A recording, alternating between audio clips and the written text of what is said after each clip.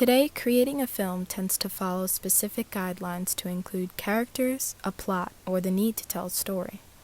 Man with a Movie Camera by Dziga Vertrov is one of the most influential films throughout generations of filmmakers due to its experimental practices that broke all cinematic boundaries in 1929 Russia.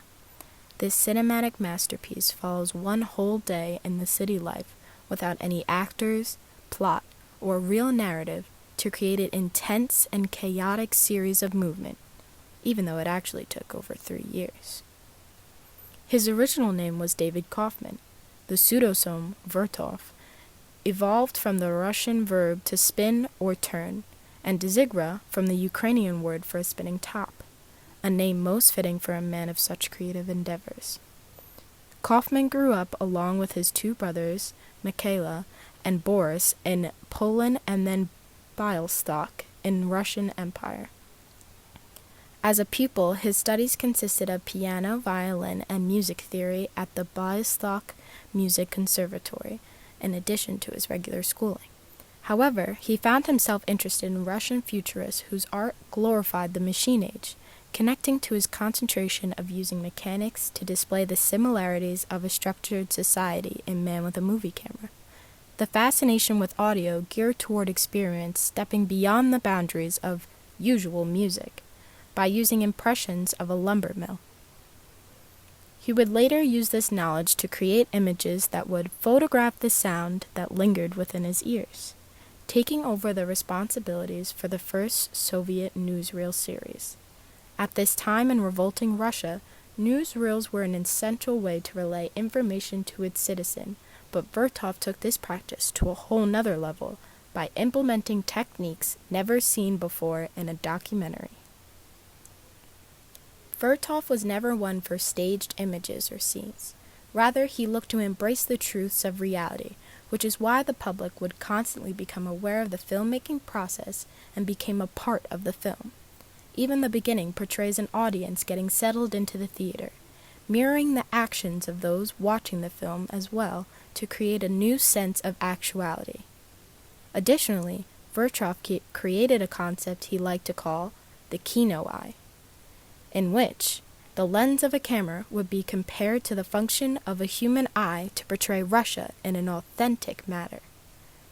This concept allowed the audience to immerse themselves even further into the film because it felt as if their eyes were the ones capturing these images in the blink of an eye. Man with a Movie Camera belongs to a genre of documentaries known as the City Symphony, which is a type of genre that presents avant-garde documentaries where surrealistic images of a city are portrayed. The camera scales factory buildings, rides a train, and even swings over a dam to represent the energy of a city. The film itself is silent, but the theater provided an orchestra to play live alongside the documentary, bringing each shot to life and establishing continuity to a somewhat difficult film to follow. Vertrov tends to illuminate the relationship between man and machine. An example is through shots that compare the factory machines and the workers. The workers are becoming machines themselves, while the machines are pushing to replace their efforts. Vertrov then shows editing that creates juxtaposition between the classes with a contrast of women getting their hair done and women cleaning outside. The sound and the scenes are changing speed with dramatic jumping cuts that distinguish the line of socialist rule.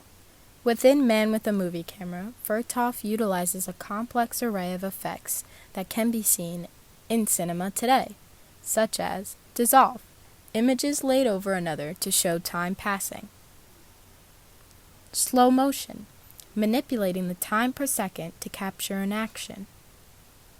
Split screen, a split screen to show 2 different occurrences at once. Double exposure, expose the same film strip for 2 images to overlay. Stop motion, the objects become a character. Each of these were rudimentary in the foundation for filmmaking today. A Man with a Movie Camera was ahead of its time and was poorly received by many.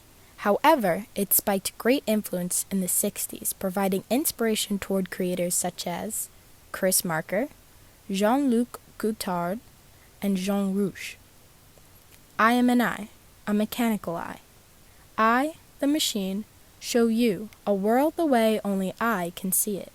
I free myself for today, and forever from human immobility. I am in constant motion.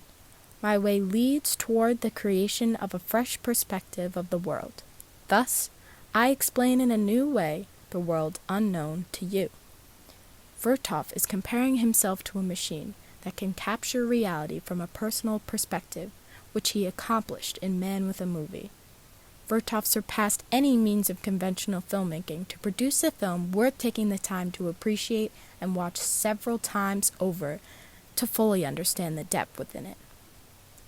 One cannot compare this piece to any cinema today because there's simply nothing else like it.